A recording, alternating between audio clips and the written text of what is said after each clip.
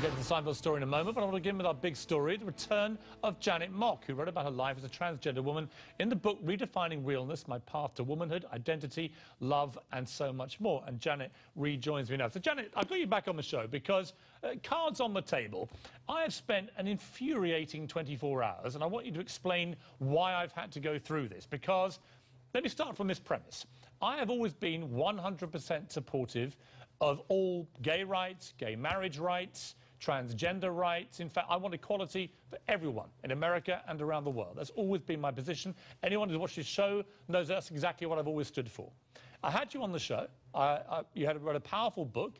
I did nothing but laud your courage. I said you were a fantastic person to be out there, centre stage, selling the message that there's no need to stigmatise transgender people. I called you a woman throughout the interview. I never disputed the fact that you're a woman.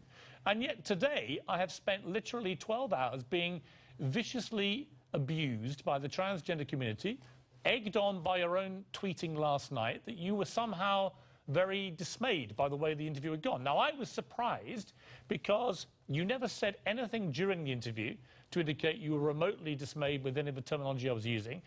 At the end of the interview, you were very cordial. We shook hands. You thanked me for the interview. And off you went. And the interview was done 5 days ago.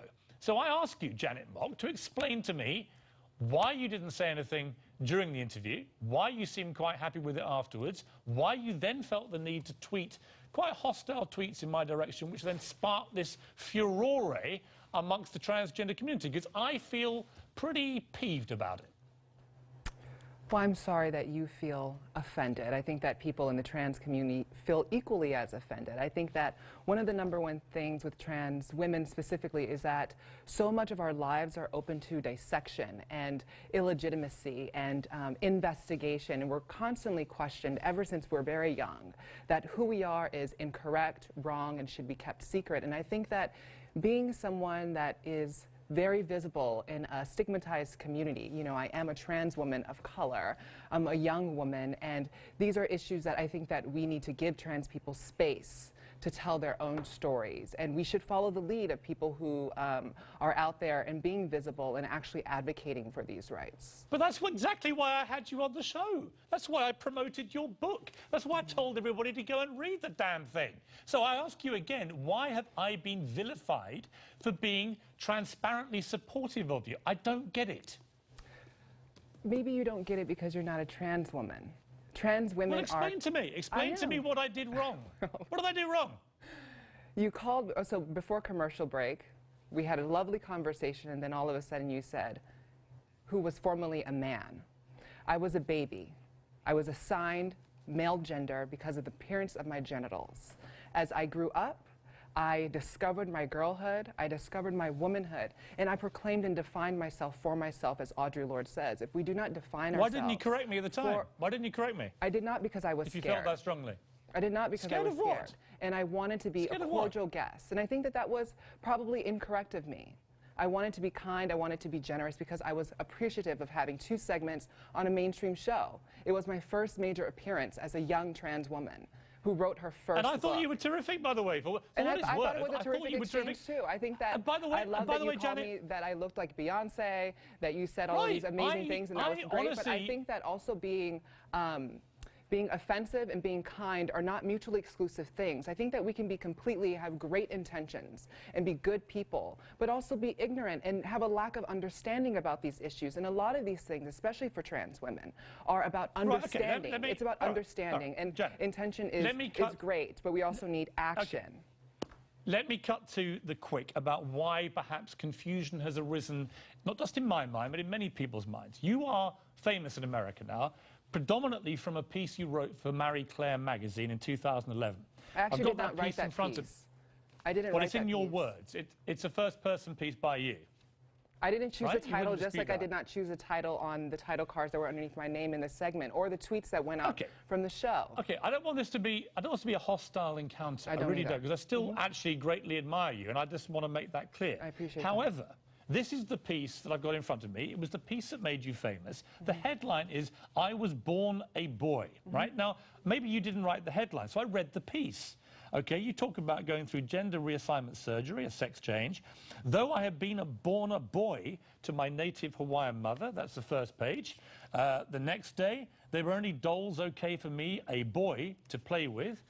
And then another reference here on the last page, something about my past to share with you. This is in the conversation with Aaron, who's your boyfriend. I calmly said, I was born a boy. So I can kind of give you that you weren't writing the headlines, but do you really expect me to believe in a piece you have personally signed off on that made you famous, in which you repeatedly call yourself a boy? I actually did not write that piece, Piers. I also wrote a follow-up piece, an essay critiquing that, just like I critiqued this episode. I read that. And so in the book, I also, in my introduction of my book, I talk about how that piece was so problematic. And it's problematic because we don't let trans women say who they are. We need to just follow trans women and let them say who they are and believe them when they say that. That's what this is about. This is not about Twitter. That's why I was not engaging today. I was not engaging in the debate. I continued to move forward and try to continue to make this a positive experience. And I want this to be a learning experience. I want allies. I want allies like you and supporters like you to continue to support us and to continue to give us space on your show. I don't want other people to be afraid. And these are touchy issues. And they've been around since the 1950s. Let me say something. I do support you. I couldn't have made that any more crystal clear yesterday. I continue to support you. I've always been supportive of all gay rights, gay marriage rights, gay equality, rights are not transgender rights. Gay rights are not transgender rights. I just came to I was about to say transgender. I was halfway through the word. But it has nothing to do with gay rights. Don't interrupt me. Gay rights and trans rights are not the same things. I didn't say they were. I didn't say they were. I'm simply saying I believe in equality for all, whether you're gay, transgender, whatever. I don't care. Right? I've always been completely supportive. I think that's great. When I read a piece in Marie Claire, a prestigious magazine, you spend a lot of time posing for pictures with them, with the journalist, a lot of time in her presence. She also appears, after all this time she spent with you, this journalist, to be labouring under the massive misapprehension that you have repeatedly referred to yourself as having been a boy who then went through gender reassignment surgery and became a woman. Now, that is perhaps where the confusion lay, because that's the original piece that sparked all the attention about it. That piece should not have been the basis of our interview, though, Piers. I wrote the record of my life. I wrote it. It took me 3 years to write that. It took me years to be the first person in my family to go to college, to be able to have access to those resources and to write this book and to live my life. And my entire life, I've been told that who I am is wrong and should be kept silent. And so for me, that Marie Claire piece is not the basis of my life. My life is in Redefining Realness, this book that is a gift, not for me. It's a gift to young girls like me growing up so that they know that who they are is real and legitimate and that they're valuable and worthy of protection and care. I don't dispute. But Janet, we have